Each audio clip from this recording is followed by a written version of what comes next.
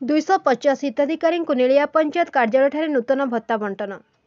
बर्चना block अंतर्गत नेलिया पंचायत कार्यालय परिसर में नूतन भत्ता बंटन कार्यक्रम अनुष्ठित होता। यह भत्ता बंटन कार्यक्रम में मुख्य अतिथि भाव बर्चना विधायक अमर प्रसाद शतपथी जोगदे राज्य सरकार जनहितकर गरीब कल्याण योजना आज साधारण लोकों को आश्वस्ति देइछि बोली मान्यवर विधायक मंतव्य कहते। छतिया चंपापुर ये तीनोटी पंचायत प्राय 250 रु अधिक जो मान हिताधिकारी भत्ता बंटन कार्यक्रम है। केवल नेलिया पंचायत रु 131 जन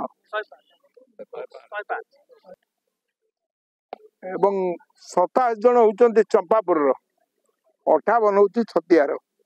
ये भाव में ये गोटे लोक गरीब लोक गोटे साहय नवीन पट्टनायक सरकार में 1000 टंका लेखाएं भत्तार परिमाण वृद्धि होती।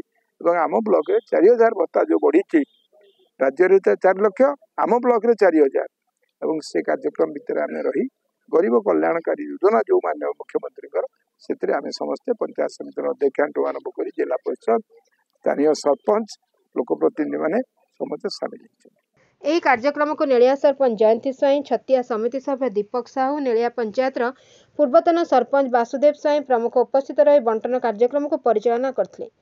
नेलिया पंचायत 105 जन को भत्ता बंटन कर 87 जन चंपापुर और छतिया पंचायत 58 जन को बंटन कर।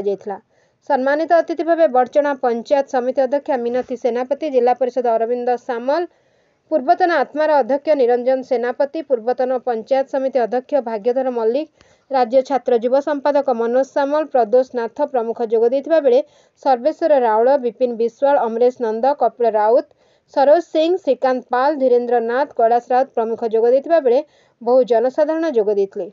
आज जो भत्ता कार्यक्रम होता तीनोटी पंचायत नहीं छतिया, नेलिया एवं चंपापुर तीनोटी पंचायत हिताधिकारी संख्या थे 250 रु ऊर्ध। आज नेलिया पंचायत हिताधिकारी संख्या 105, 87 चंपापुर, 58 जन छतिया ग्राम पंचायत।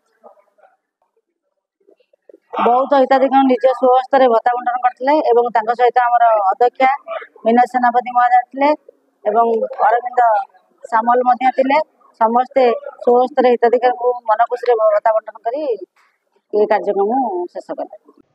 चंडीगढ़ ब्रजगोपाल दास का रिपोर्ट एकाम्र न्यूज।